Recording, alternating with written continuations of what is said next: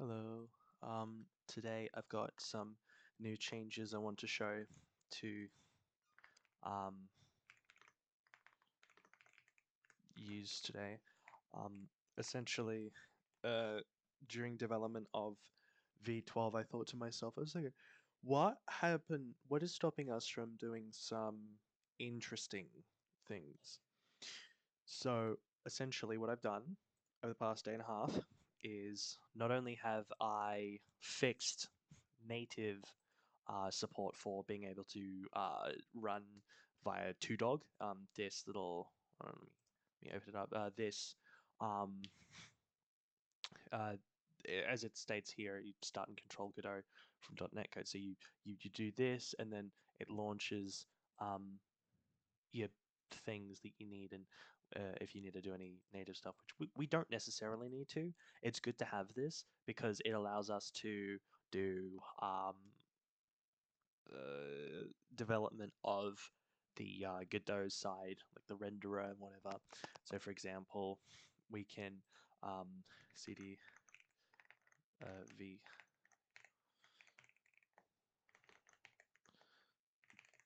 so we can like .NET Watch, for example. This will load the Godot project once it finishes building. This part takes a bit. Um, yeah, damn. I think it's because we're developing for a different thing. Could be wrong. Okay, there we go. They would create the instance.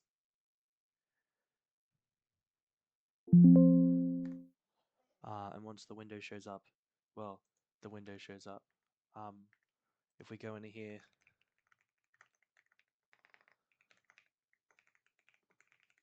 we can do this, and then obviously, oh,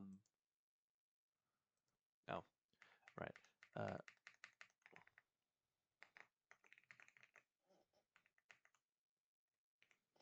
We need to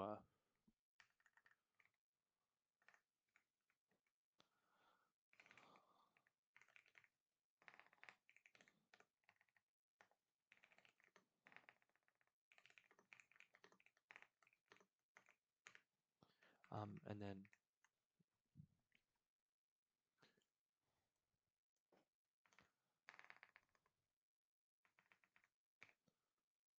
what is this? So yeah, get the engine instance. This. So if we do control, well, I gotta do this to clear.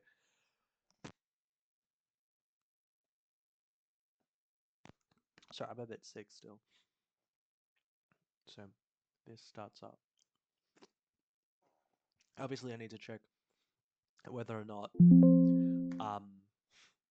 2dog is actually able to start with it. But now what we can do is console.writeLine meow, hit save, it'll update, and then obviously we get that, and then we can save it again, and then it stops. So not only can we do high quality development, like every frame, or not every frame, like like being able to um, update the like renderer as we're developing V12, and then change. Oh, this thing doesn't have any issues, and it's like, or like this thing has issues and we can't do it, blah blah blah, so on and so forth. Another one of the better parts of this is we have game packs now, which implement a two-step method. Initialize them on start. You can register directly as a type, um, and then pass in whatever it might be. So you can search for it and then resolve based on that type, whatever. And so the idea is, obviously, this is a bit of a weird one. I don't know about this, but iWidget. Um, oh yeah, right. So we have UI. if I go into the editor itself, obviously this one's a custom uh, type, which we're obviously not going to have into the code base, but we have buttons and stuff we can like play and pause and so, but the better part about being able to do the hot reloading is so we uh, build two dog, right? V12 Studio Pack. Oh shit! Actually, hold on a minute. Um, and then what we can do is we can include this into the um, the renderer. If I build this, for example, and then I get this, so we have that. We'll open in File Explorer and we'll copy that over to where we need to go. So bin debug net10, copy the V12 Studio Pack out. Two dog. Well, actually, it's under two dog godot. New folder game packs, and then we paste this in, start it from the command line. Obviously I need to do some like specific work relating to how the the renderer like how we're going to be able to do the studio pack. I'm thinking because it's V12 2 dog, we'll just have a separate one for the for studio pack. So studio pack will launch the 2 dog project, which then will obviously we can control from it, so we can pass it in and say, hey, load this selected game pack. Why is it IMG UI auto load is missing? No, it's not missing. How stupid do you have to be? My fucking plugin's not working again. I gotta build a better desktop environment thing, not desktop environment, the desktop thing for it because it is failing. Disable and re-enable this. I'll start it from the editor directly. Should theoretically start everything up correctly.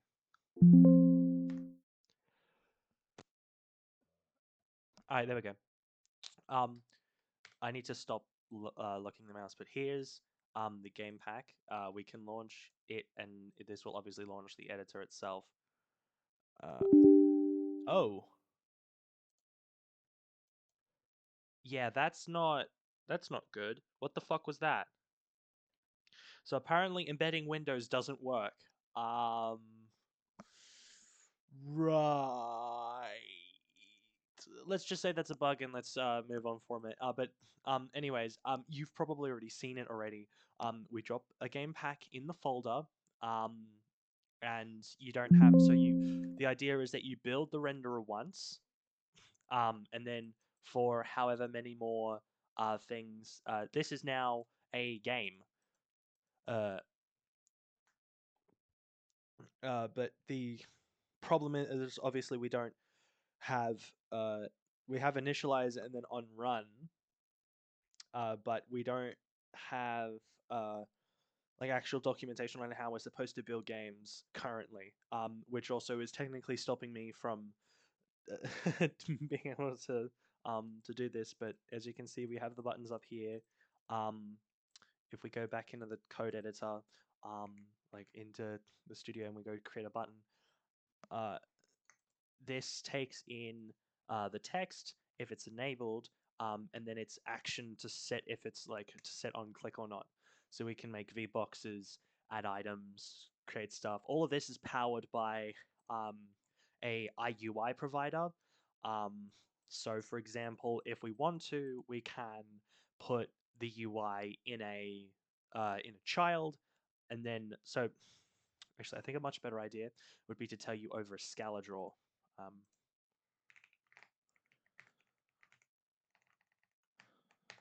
so once we're okay, so we have this, which has the scene hierarchy as its children and such. The idea is that you have your canvas at the root, which in this case would be iWindow. So you have your window into the world. This could be a child of a a viewport, for example. So you do viewport, then it's window, um, and then you have uh, the children of that, which in this case would be um, uh, let's go and the button. So we do that, and then we'd have like text hello, for example, and then we put that there. Um, there's the concept for how our UI system works. This is only here because the renderer won't understand what the difference is between um, displaying it in the world or not. For Unity, you can skip the viewport entirely and then just have it as a dummy.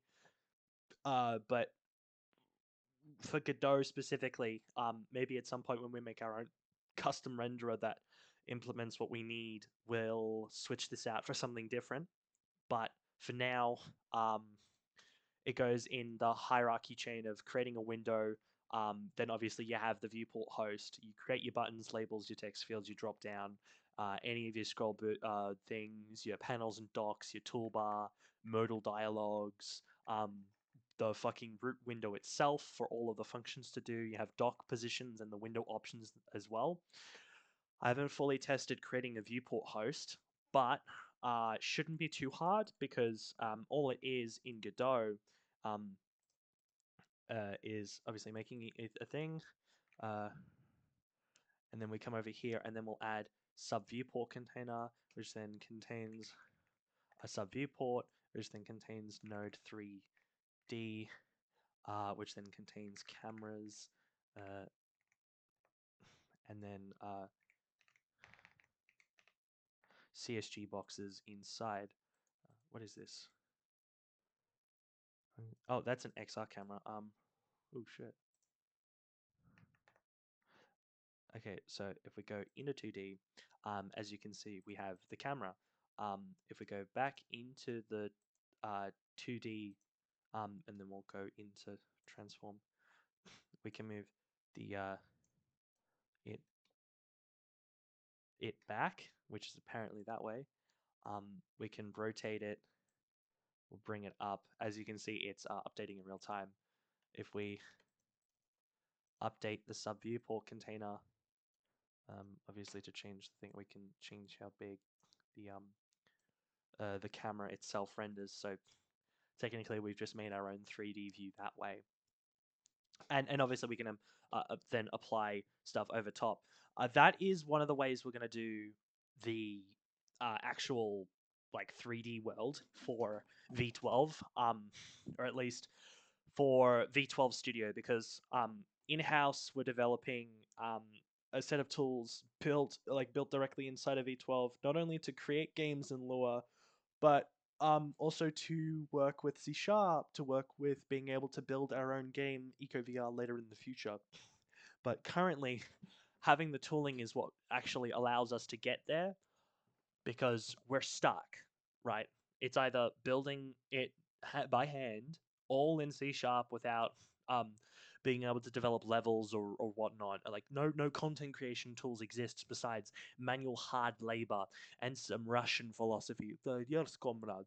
So Slavic comrades are great and whatever. So we're kind of stuck. So that's why we built this. Obviously, um, there is numerous issues with this, but it still keeps the whole V12 doesn't know what Godot is, and Godot can understand what V12 is, but it shouldn't read its components. Like it should only take in data. So you should theoretically, like the promise is, you can say, "Hey Godot, come with me." No, "Hey V12, come with me." Godot can be left alone as the only child in the family. You can then take V12 to a different renderer, and it'll still work. Um, but obviously we don't have a physics engine, we don't have an audio engine. That's later on. This just gets us to where we need to go.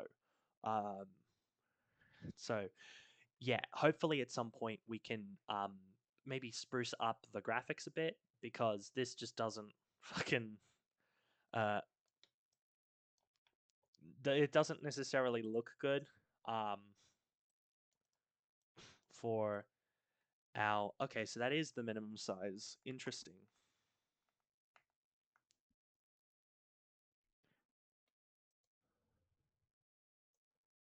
Oh, nice.